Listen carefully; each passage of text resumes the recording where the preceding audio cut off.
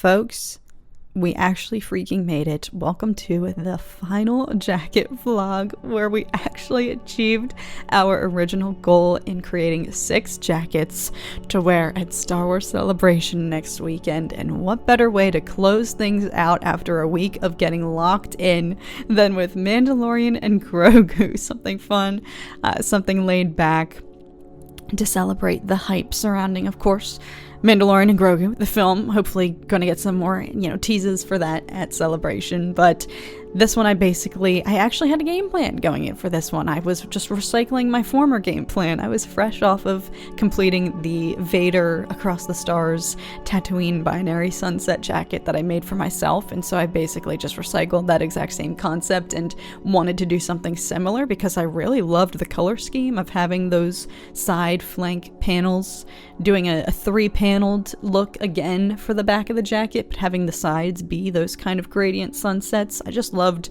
how that color scheme turned out for the jacket that I'll be wearing, so I wanted to do something similar for Tom, and then of course have silhouettes of Mando marching out of the sunset with Grogu's little pod by his side, and then sneaking a little bit of Ahsoka content in there. We're gonna have her connecting with Grogu on the left side flank there. Once again, for some reason, subjected myself to... Now, that does not look like a perfect circle, but I swear I fixed it. But I don't know why. That's the one con of these sunset looks, having to draw the moon, the sun, and actually try to make a perfect circle. But we did it. We made it work. And then we went in with the main design here. Of course, little Grogu himself meditating on his stone as he's summoning Luke Skywalker.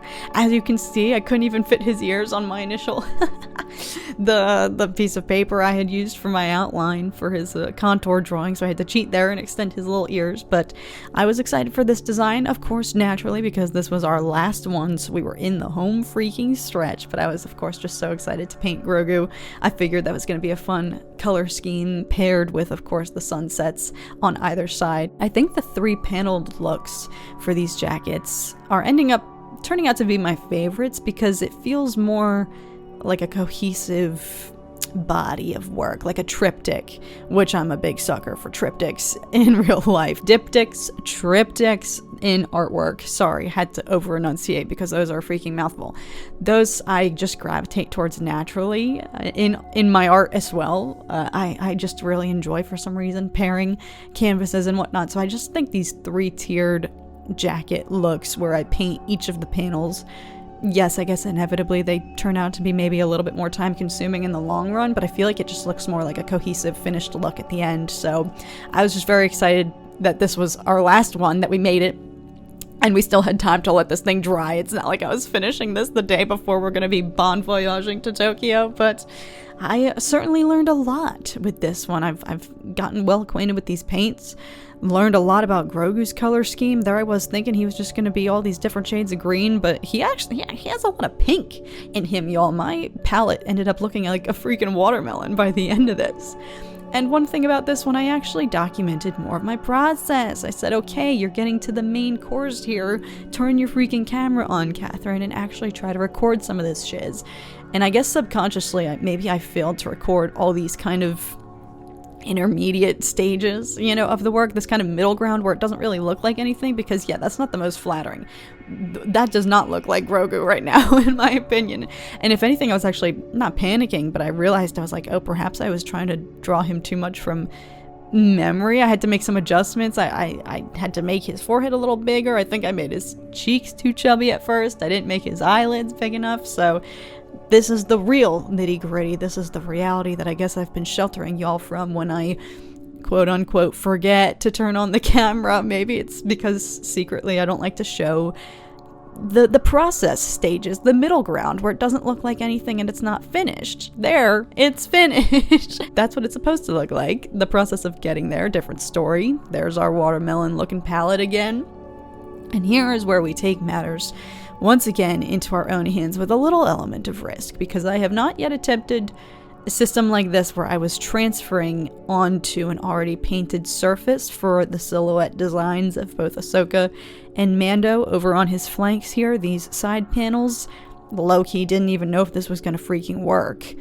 I guess I was transferring some of these onto white paint previously if I were setting down like a primer base before putting my drawing down, so I guess I knew that it was going to work, but I had way more layers of paint for both of these, as you can see with the ombre, you know, the gradients of the sunsets, but thankfully it freaking worked. So thank goodness. That was the last kind of risk for this stage, and then we were in the home stretch, y'all. So as I mentioned, these were going to just be silhouettes, so they were going to be pretty basic and easy to execute, and then I was going to go in afterwards and just kind of add a few more highlights, lowlights with maybe a little bit of color for, you know, each of Mando and Ahsoka. You can see a little bit on Mando over there. I already finished his look, but just something to give them a little bit of depth so that you could really, you know, identify in case they happen to just look like unidentifiable blobs. And fast forward, so there I did subconsciously forget to film his cloak, Lil Grogu's robes, because I cannot paint fabric for shiz, y'all. It has always been my kryptonite and always freaking will be. I just cannot. Fabric folds doesn't work for me, but our final touches here, we're just adding some highlights to create that kind of halo glow, that kind of bluish aquamarine that started to surround him as he's manifesting, as he's summoning Luke Skywalker. And that was really fun because I just enjoyed those colors. And there we freaking have it. The last look, y'all. As always with these jackets that I've made for Tom, I'm so grateful that he was very on board, like very much right out of the gate knew he wanted something Mandalorian and Grogu themed. Of course, we snuck some Ahsoka in there, because why not? There's my mess, y'all. That's like, oh, I could finally clean up my floor. Clearly, I don't clean as I go along, but this being the last one, we finally did it, y'all. We made it. We achieved it. Ignore the next few clips of me attempting to modeling this. This is obviously a men's large, so it was looking a little bit oversized on me. But thank you guys so very much for watching all of these art vlogs, all of these painting progress videos. I had so much fun making them. We'll definitely make more as I continue to make more jackets going forward, but I will catch you guys when we are in Japan. Until then, hope y'all are doing well, and we will see you guys at Star Wars.